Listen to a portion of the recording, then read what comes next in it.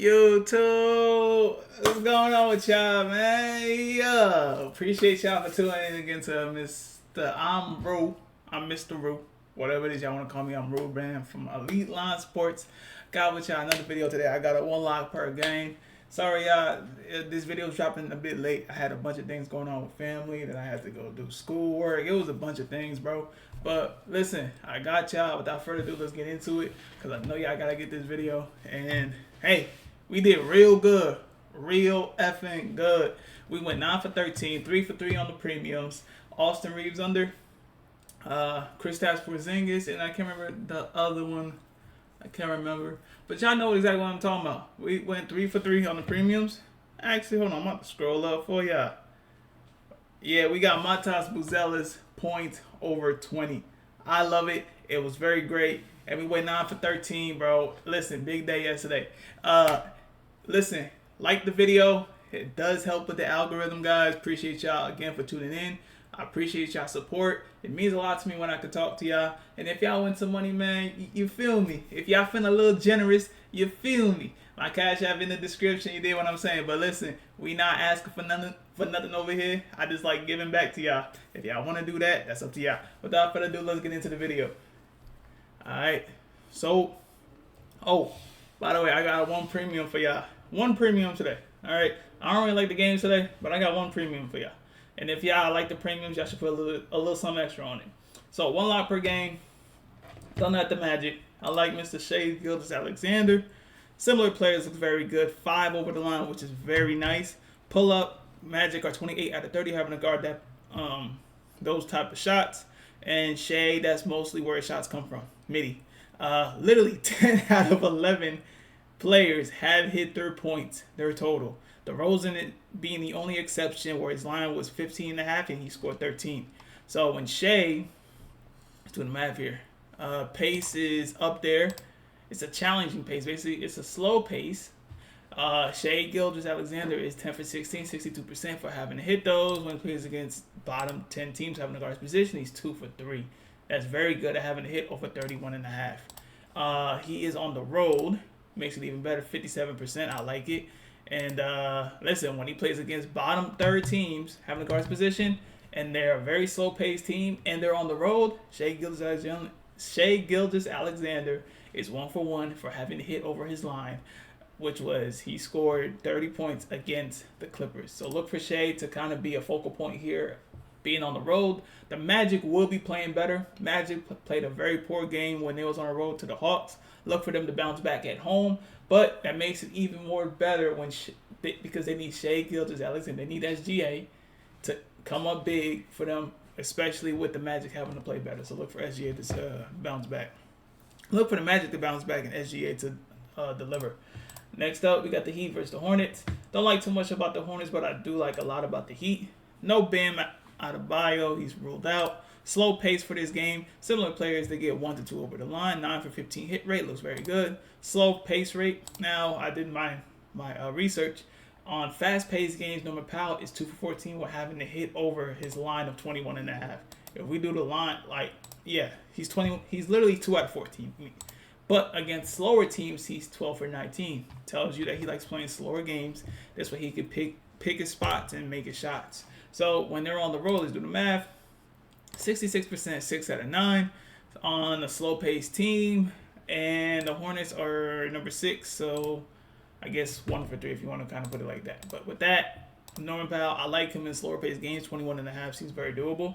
Look for Norman Powell, especially with Bam out. Norman Powell picks up his scoring load very well. Without Bam, he's 62% while having to hit over 21.5. Now let's see. Let's just add the pace, challenging pace. He's 2 for 3 still. Listen, I like Norman Powell. Look for him to score over 21.5. Next up, we got Pistons against the Wizards. And I think from now on, moving forward, bro, I'm just going to touch every center that plays against the Wizards because the Wizards are terrible. And Bam dropped 83 points on them. Literally, our premium yesterday was Kristaps Porzingis, and he looked very well.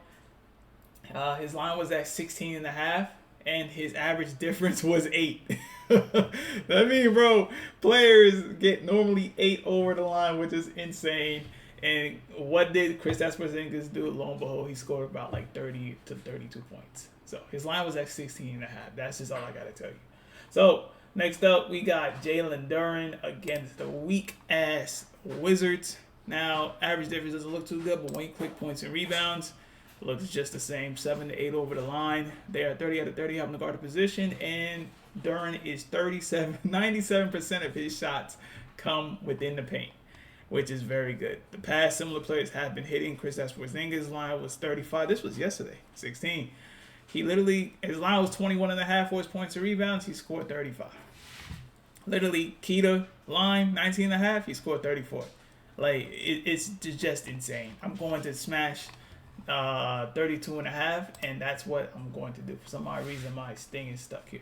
All right, so I mean, I could run the numbers for y'all, but I don't think it's gonna be needed. But I'll do it anyway.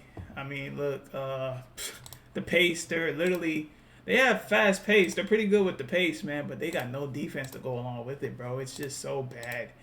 It's just so bad. Like I don't like it.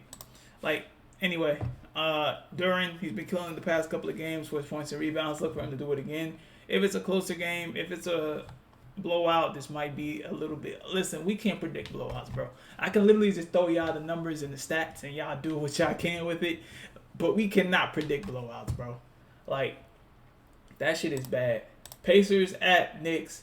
No Brunson. Brunson is out. And who I like to kind of pick up the slack here is Mr. Josh Hart. I like his PRA. The similar players. Average difference looks very good. 2 to 3 over the line. 73%. 11 out of 15 hit rate. They're literally 29 out of 30 having to guard shots within the 10 feet. That's where most of his shots come from. Josh Hart. Now, if we're talking about pace, they're top 10. Now, Josh Hart loves playing fast-paced games. Now, if we're talking about defense position versus PRA, 71%, and he is home, I'm guessing, 100%. So, when he plays against fast-paced teams, top 10 fast-paced teams, and who are bottom third of having to guard his position for PRA, especially at home, he is 100% of having to hit over his line of 26.5. Whatever his line is, actually, that's not his line, but yeah, basically 26.5. You know what I mean? So yeah, Josh Hart. I like Josh Hart as the one lock for that game. Cavs and the Bucks. Don't like this game at all. But listen, if I had to touch something, listen, it's a one lock per game. I had to touch it. Y'all are not forced to bet this, but I'm just giving y'all the best bets. James Harden 3-pointers look very good. Similar players look very good. 2 for 2 for Luka Doncic. Ever since with the Cavs, he's 9 for 14, having to hit over 3 3-pointers.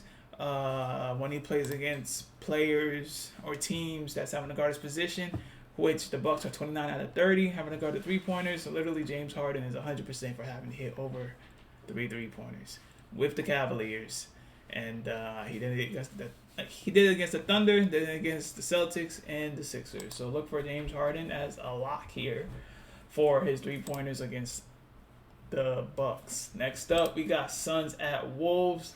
I'm going to go Mr. Jalen Green here. Jalen Green points look too much good to pass up. The average difference looks very good. 4 to 5 over the lines. 73%. 11 out of 15. I get it that they just played here. They just played against the Celtics. They're on the tail end of a back-to-back, which are very scary to touch. I typically wouldn't touch this, but because I'm doing a one lock per game, I'm going to give it to you guys. And I'm going to go with the team who doesn't have their best scorer, and Anthony Edwards is not playing, which means it could be a back-to-back game.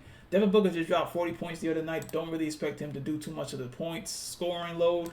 I think most of that's going to come from Jalen Green because it's more of a two-man, if you did what I'm saying. So they're a fast-paced team. I know he doesn't like fast-paced teams. He's very good at having to play slow-paced teams. But fast-paced teams, listen, he still has to do his thing. He did good against the Pacers. He scored 36. I'm sure he can get 22.5 here again. Very good. I like Jalen Green here as a lock, especially when he is on the road. 7 for 9. That is remarkable. Just look at this, bro. He scores over his closing lines 7 out of 9, especially on the road.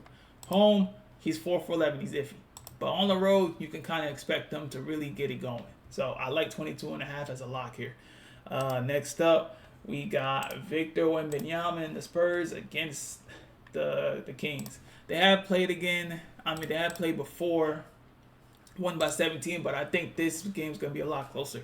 The Kings are on like a 2-game, 3-game win streak. They've been looking good with DeMar DeRozan.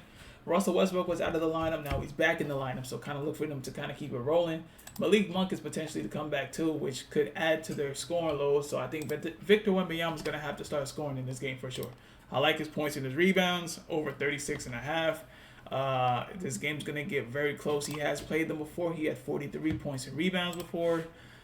He's on the road. What is it? They are on the road, yes. And let's just say I do the pace of this when he plays against top 10 pace teams, which are number 14. But I guess if you want to simplify it, I mean, you could go 15 and change up the numbers. That's still 75%. But if we're going to make it easier when he plays against teams that's very good at having to push the pace, he is 87% of having to hit his line, man, of his PR. When he plays challenging teams, he's 2 out of 10, 20% of having to hit his line. Moral of the story, he likes playing against fast-paced teams because he hits more of his points and rebounds a lot better. So I think this is going to become a game because they're on the road. And look for the Kings to actually make this a game here. What is the total? Minus 13.5. And yeah, that's not hitting, bro. Yeah, plus 13 is actually going to hit. Next up, lastly, 76ers and the Nuggets. I don't want to touch this game at all either. But if I got to touch somebody who does play in blowouts, which I have done my research, is Justin Edwards. Just look at the past games of 1-6, 1-7.